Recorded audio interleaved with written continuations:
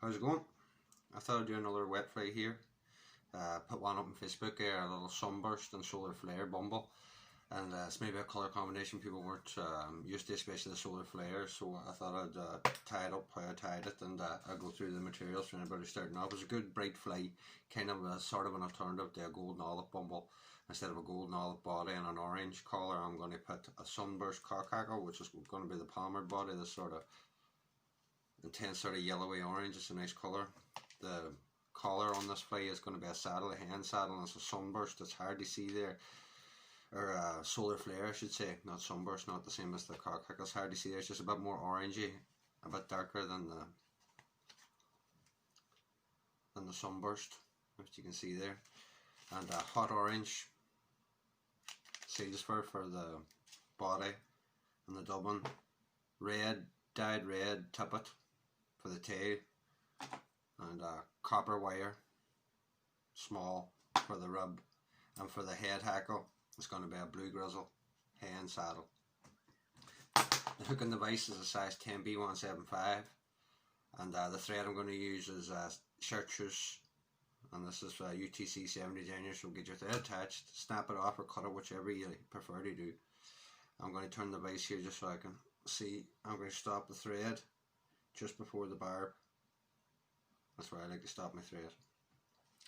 Now I'm going to use the red tippet for a tail.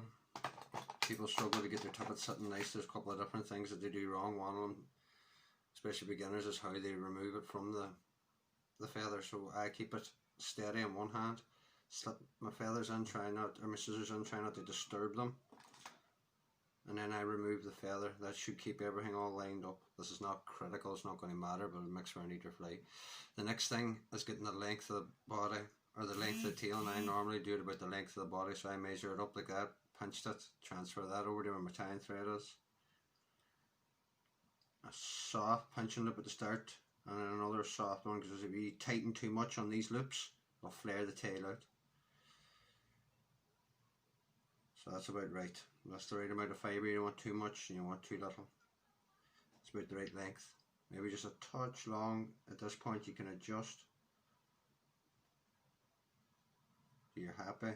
I'm happy now. So we'll come forward, tidying as we go. Just before I get to the end, I'll lift up and cut at a slight angle just to make that tipper again. It's not uber critical on a fly like this. Is a big bushy fly with a seals for a body. It'll cover any lumps or bumps. The next material we're going to need, copper wire. Gold can work here or silver, it doesn't really matter. The point of this fly is the colour combination on a bright day, and this is a big bushy one. The trout up in Melbourne or in some of the darker lochs here in Ireland aren't afraid of a bit of colour, and this is definitely one for that. It's not short in colour. So on a bright day this thing literally looks like it's on fire. The sun hits it, it's nice. So get your copper wire. I always put my rib on the far side, that's total preference, that makes no difference to the outcome of the fly. So your next bit is your hot orange seals fur. I think this does make a difference. This is the one thing I wouldn't say to substitute with normal orange or anything else. This really makes the fly pop when the sun hits it. So I'm going to start off with just a wee bit, get it all caught in when you're putting on your seals fur. Just try and keep it turning the same way, you know, it catches. And then if it's still not catching, slide it up and get one turn on, complete turn like that on the hook, and then you can really get your a twist to get it to tighten up. And if it still wants to come off a wee bit, every couple of twists around, give it a few twists every couple of turns. A few twists. Now I know that's not enough to finish the fly, so I'm going to leave it a little bit on. This makes it easier to add. If you were to tie all that on, it would be difficult to add just a wee pinch, so I like to just overlap it a little bit and use the previous stuff as a catch point. It just makes life easier for me anyway. Now normally I would come up a bit closer than this in a standard wet, but because we've got a collar and a head hackle on, you're going to need a little bit of room. So you have a good portion here at the front. You're going to need it a good 3 mil anyway. I'm just going to remove a couple of bits out there. It's just a little too long. Now, what you need now is your sunburst cockhackle. I've had a few questions about people asking how I size hackles and how do you make sure they're looking right and all that there. That's by eye and by experience. You can buy hackle gauges, you can do all kinds of things. One of the ways I would do it is I kind of know what I'm doing, so I'm just going to pull a feather here and this will be fine to show you. There's the feather there. Now I would grab it at the tip, I would stroke all the fibres back till they're out, that they're sitting out at an extreme, and then lay the feather with the stem along the shank, and then you can see how high above and below the hook is, the length of those hackles.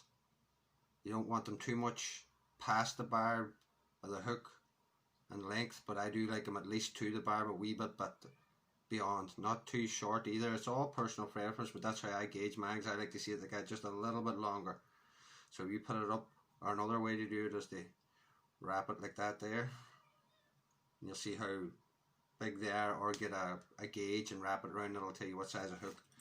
But for now, that's a good way of doing it. Just sort of pull, preen back all the fibres, just looks like a wee Christmas tree, and then line the shank and the stem of the feather up, and it'll give you a rough guesstimation. You have to also take into account there's a wee bit of seals for there, so it's going to make it a wee bit longer, but I like a longer hackle on these bumble style fleas. These aren't meant to be tied sparse, especially not this particular one, and I can't find my hackle pliers now, so bear with me people. I'm going to use my hands this time. I know one video I should probably use hackle pliers. So the cock hackle, sunburst cock hackle, goes 2 turns at the front, and then you start travelling down the body as many turns as you want, open or as packed as you like. I'm going to put a good 5 or 6 turns in here, more to go by eye than number of turns really. This fibre needs a few more turns or a few less turns, depends on the quality of the feather, but that looks about good to me. It's probably 6 turns rather than 4 or 5, but that's just how much I want to see this as a good bushy flea. Take your copper wire rib all the way through, and you come to the last. Try and take all them fibres back out of the way. Take your rib to the 12 o'clock position, follow it up with your tying thread, bring your tying thread to about the 10 o'clock position, hold it tight against the wire, and then bend your rib along the shank. I like to keep it on the side. This makes this area where we're going to put on hackles nice and level, but that's again personal preference. So from here on out, I'm going to be very careful with my tying back, my tying thread, to make sure everything's touch and turns, to give a nice level base for my hackles to come on afterwards. So the next one now is the sunburst, or the sunburst cock hackles on. Next is the solar flare. So you just have to pick yourself a nice one, size it again just to be about the same size as the front hackle, but a wee tiny bit longer for me, but some people like it to be the same size, and I like every subsequent hackle from here on out to go out to be just a bit longer than the previous hackle that was on. Again, this is personal or experience, the way you know what feather to pick, but again you can do the same thing, pull it out on the side, line it up the stem, see how far, and that one looks about right, and I don't want too many turns of this, so I'm not going to go right to the tip. I'm only just going to take the portion that I need, which is only a few turns. This is just to give it a wee highlight, a slightly stronger colour than the sunburst. That's a good way to look at what solar flare is. Sam McGowan does it at the Irish Fly Supplies. It's kind of like a richer, warmer, darker sunburst. So we'll catch that in. At the tip I tie all my hackles, my palmate hackles, and at the base and all my hand hackles and shoulder hackles, collar hackles, head hackles, and at the tip I just find that easier. But again, that's personal preference. So again, I was looking for my pliers, but I don't have them. So lift your stem at 12 o'clock, pull all the fibres back, rotate to 6 o'clock, release the fibres. When your stem's at the 6 o'clock position, you do the same thing. Now sometimes you're going to get one stuck underneath you. Just take your time, it's not a race. And just go from 12 to 6, getting your fibre on how you like it. How many turns you like will determine how much and how strong the colour will be. And this one's meant to be a good strong coloured fly, so I want to get a few turns of this, but not too much. As I say, a few too many turns will soon start looking overdressed, and that's a fine line. I do get a few like that, but you try your best to keep everything sort of in proportion as best you can. It's not always possible. So now that's enough fibre for me. I'm just trying to get this last little wind to sit on exactly how I like it. It keeps rolling forward on me. I want to catch my fibre underneath this time, just because that's how it worked out. Don't be too critical about that as long as it's caught. I'm going to blend everything back because the stem is very thin on this saddle. I can get away with that. Nice touch and turns all the way back, going across that saddle stem, nip it off or cut it off, whichever you feel more comfortable with. Now that there's exactly bang on how I like to see it, just a little, just barely longer than the body hackle. And now this blue grizzle that's going on after is just a touch longer than this. Again, the final fibres at the very base, and again we don't want too much of this, so we'll not go right to the very tip. You just need a turn or two, so expose there that you don't need, cut and remove that. Again, this is another hen, so I tie it in at the tip, tie it right in at the tip, come forward. Now again, make sure your touch and turns here. The tighter you are with your touch and turns at this point here, the easier the hackles will want to be when they roll on. If there's any gaps there, the stem will want to roll under it, and it'll push the fibres all over the place, and you'll have a harder time dealing with them. Same thing, just stroke the fibres back at 12 o'clock, let it go to 6 o'clock.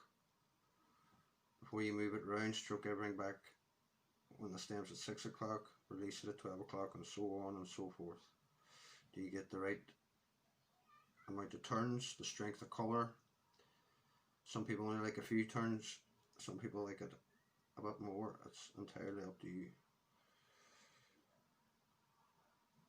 This is just an idea for a colour combination more than anything else. How you like your flies is how you like your flies. That's the great thing about tying your own. You can adapt them to suit yourself. And fold this back as well, since this is a nice thin stem. Again, saddles are great for that. You get a nice thin stem, concentrate getting on a good head on the fly. That's why I like the chartreuse too in Melbourne. They're not afraid of a bright fly. So that's basically the little fly done there. You get your whip finish and your varnish, but that's essentially it. It's just a slightly brighter version of a golden olive bumble. Traditionally, maybe a blue jay or guinea fowl would be more commonly used dyed blue with a guinea fowl, and the blue jay is naturally blue jay itself. But I do like the grizzle. It's a handier alternative. People can get used to using it. It's less expensive and is more readily available. So a couple of drops of varnish on that, red out the head with a wee bit of wire. We get a bit of varnish in it, or the back of a hackle, a couple of coats, and that's it. So it's a good sunburst and solar flare bumble. A good wet fly for lock style fishing, and I hope somebody gets some kind of use out of that.